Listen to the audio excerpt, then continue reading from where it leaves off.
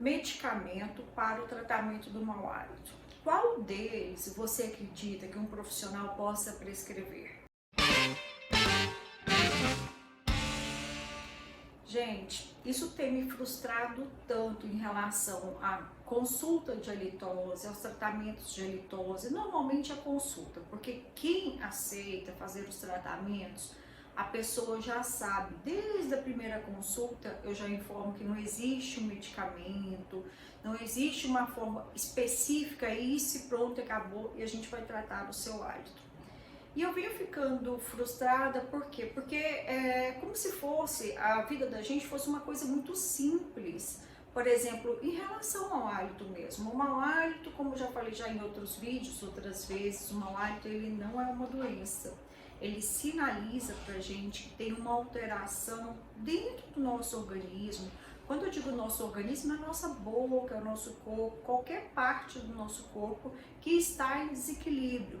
Pode ser por desequilíbrio de diversas bactérias, pode ser sim por desequilíbrio de fungos, pode ser por desequilíbrio da sua saúde sistêmica geral, pode ser por causa da sua saúde bucal, como diversas doenças, mas a gente tem que estar ciente que não existe uma pílula mágica, um comprimido, pode ser da melhor indústria farmacêutica do mundo, que vá tratar, que vá controlar de uma hora para outra, ou que você vai tomar durante um mês, dois, um tratamento contínuo de 6 meses, e que vai resolver o problema.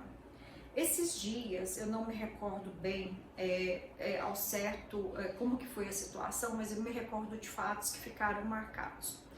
A paciente me disse que ela estava em dúvida em relação ao hálito dela. E aí ela foi ao médico que cuida das vias aéreas superiores, o otorrinolaringologista, e o otorrinolaringologista prescreveu a ela um medicamento antifúngico, que ela fizesse o bochecho e deglutisse, ou seja, engolisse. Fora isso, foi prescrito outro medicamento que provavelmente é antifúngico, também ela não se recorda o nome, por um tempo curto, para controlar, porque se ela disse para ele que ela já tinha ido ao médico que cuida do sistema gastrointestinal, o gastroenterologista, e ele falou que não era nenhum problema de refluxo, de gastrite, de nada disso, que ela pudesse tentar. Ele tinha feito o exame, que pudesse ver as vias aéreas superiores, mas ele não detectou nenhuma alteração. Mas vamos tentar usar, porque você está se queixando, vamos tentar usar um medicamento antifúngico?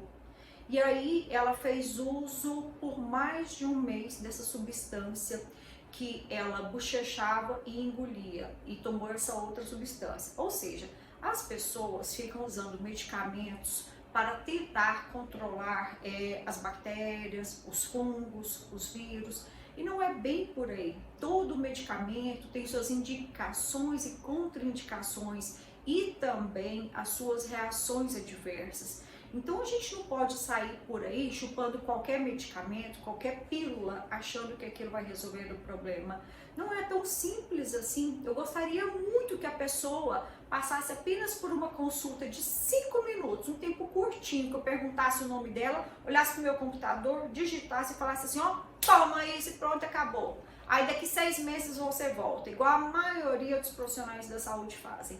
E não é bem por aí. Uma consulta de halitose, ela tem duração em média de 2 horas, 1h30, 2 horas. A gente faz os exames com equipamentos específicos, a gente avalia a saliva, a cavidade bucal. Então não é tão simples, não é tão simples quando eu quero controlar as bactérias, os fungos, os vírus. Me dá trabalho, ó, me dá suor na testa, me dá assim, cansaço mental, cansaço físico às vezes, de procurar qual que é o melhor tratamento. Eu não tenho uma receita de bolo que eu consiga falar assim, nossa, ó, 2 ovos, 2 xícaras de açúcar, 1 colher de óleo. Eu não tenho isso, nós não conseguimos.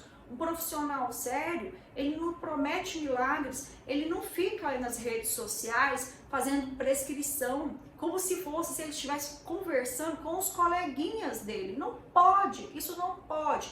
Então, seja fluconazol, seja qualquer antifúngico, seja qualquer antibiótico, a gente não pode prescrever isso por rede social, a gente não prescreve medicamento por rede social. Os cursos de graduação, de pós-graduação, eles são feitos para os profissionais estudarem. Então, quem entende do organismo, quem entende do controle, e eu vou te falar, eu já falei agorinha, dá um baile na gente, esses micro-organismos dão um baile.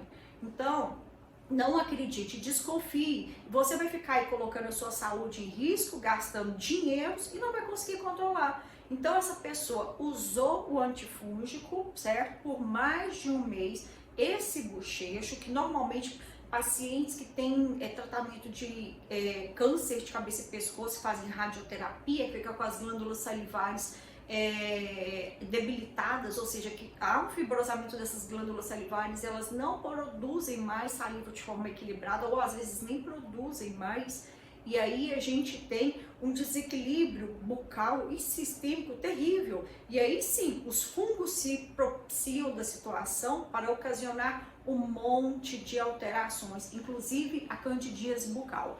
Então, quando você vira aí, a língua branca é candidíase bucal, bochecha, você vai resolver o mau hálito? Não vai, não vai. Você vai ficar debilitado, porque você vai causar um desequilíbrio na sua flora sistêmica, na sua flora bucal, e aí, o que você vai fazer? Vai ter que usar mais medicamento para tentar ter um equilíbrio, vai usar probiótico, vai usar um monte de outras coisas. Mas tome cuidado, ficou aí o meu alerta. Se você gostou desse vídeo, se você está escutando por aí essas pessoas compartilhando medicações, manda aí para mim, fale para mim o que você já chegou a receber de sugestão, tá? Então não caia nessas bobagens aí de ficar usando medicamentos desnecessários.